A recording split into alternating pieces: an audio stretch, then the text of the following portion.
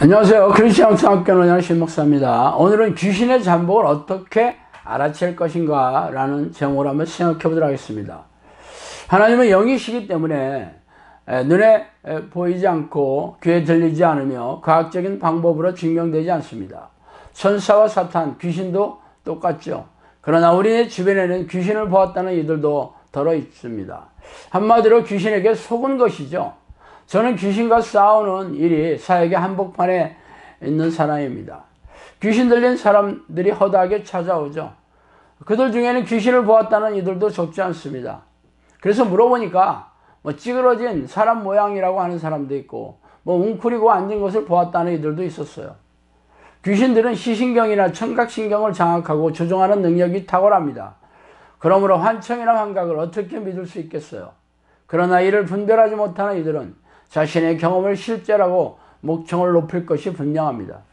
어쨌든 저는 귀신이 잠복한 사람들에게서 귀신을 쫓아내고 고질병을 치유하면서 성령이 내주하는 기도 훈련을 시키고 있습니다. 지금까지 수백 명이 넘는 사람들에게서 귀신을 쫓아내고 귀신들이 일으킨 정신질환과 고질병을 치유하고 있어요. 그래서 귀신이 잠복한 사람들을 어떻게 알아채는 분별력이 필수일 것입니다. 그래서 오늘은 그 얘기를 좀 하고 싶어서, 결론적으로 말해서 성령이 내주하지 않는 사람들은 귀신들의 밥이에요. 말하자면 귀신들이 몸에 잠복해서 집을 짓는 것은 물론이고 마치 제 집처럼 들락달락 하는 것은 아주 허다한 일이죠. 그러나 제가 이런 얘기를 믿는 사람들은 거의 없을 것입니다. 그렇다면 귀신의 잠복을 알아채는 가장 기본적인 증상에 대해 말씀드릴게요. 수많은 귀신들이 오랫동안 잠복한 증거는 정신질환이에요. 정신질환은 불면증을 비롯해서 우울증, 조울증, 강박증, 공황장애, 정신분열증, 알코올 중독을 비롯한 각종 중독, ADHD, 틱장애 등 헤아릴 수 없을 정도로 많습니다.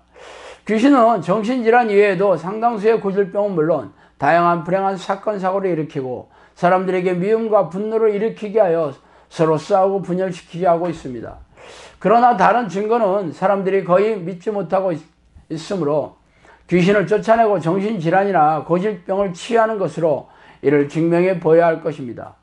저를 찾아온 사람들이 자신에게 귀신이 잠복한 것을 인정한 사람들은 별로 없었어요.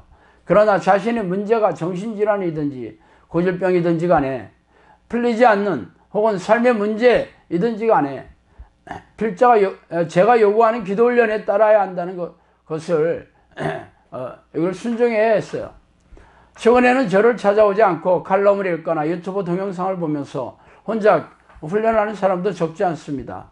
그러므로 훈련하기 전에 자신에게 과거에 정신질환 전력이 있거나 현재 앓고 있는 사람들은 저희 얘기를 잘 들으셔야 할 것이에요. 제가 요구하는 기도의 방식은 전심으로 하나님의 이름을 부르는 것입니다. 방해받지 않은 시간을 정해놓고 기도하는 것은 기본이고 일상의 삶에서 쉬지 않고 하나님을 부르며 성령의 내주를 간구하는 것입니다.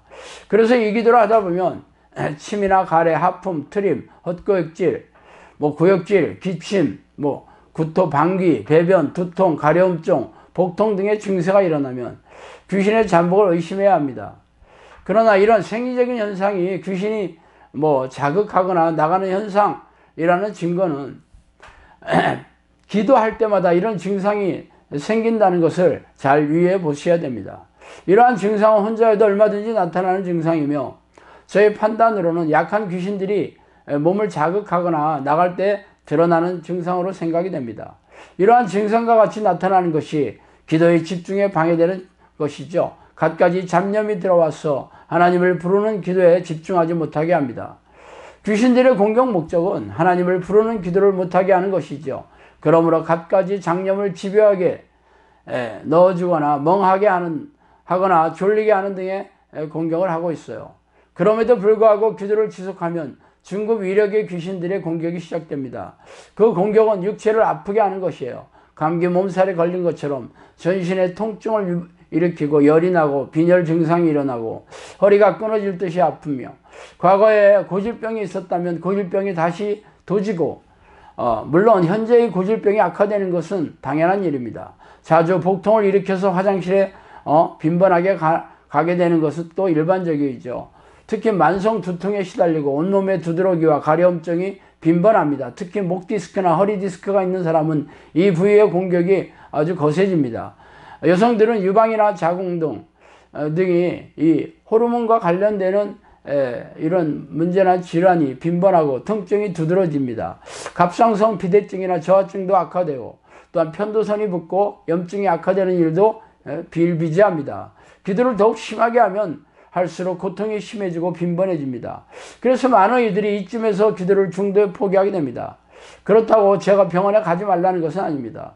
병원 치료를 받으면서 기도하라고 권면하지만 병원에서 받으려는 하는 이들은 죄다 기도를 소홀히 하게 마련입니다.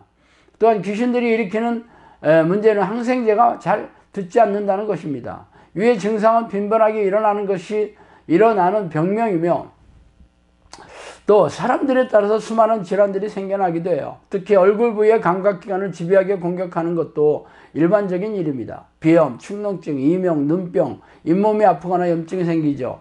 이 기도를 진행하면 할수록 고질병이 드러나고 고통이 심화됩니다. 그러므로 고질병이 있는 사람들은 귀신들의 전면 공격을 예상하고 이 기도를 시작해야 할 것입니다. 그래서 이런 고질병 환자들은 저를 비롯한 영성학교 코치인들이 축출기도나 중보기도를 해주고 있어요. 혼자 버티는 것이 실로 어렵기 때문입니다. 그러나 아쉽게도 많은 이들이 귀신들이 몸을 아프게 하는 공격에 버티지 못하고 중도에 포기하는 이들이 적지 않습니다. 그 밖에 귀신들은 남편이나 아내, 부모 등의 영향력을 행사하는 사람들을 통해서 공격하여 기도를 못하게 하죠. 가족들이 영성학교에 가는 것을 극도로 반대하고 공격하고 있습니다. 그 밖에도 경미한 사건, 사고를 일으켜서 불안하고 두렵게 하는 공격도 같이 병행하고 있습니다. 자동차 접촉 사고는 가장 흔한 사건이에요. 이 세 가지의 공격이 귀신들이 가장 일반적으로 사용하는 공격 유형입니다. 그 중에서도 갖가지 고질병과 정신질환을 가중시켜서 몸을 고통스럽게 하는 공격이 가장 격렬하게 일어나고 있습니다. 저의 주장은 귀신을 쫓아내서 정신질환과 고질병을 치유해야 증명할 수 있을 것입니다.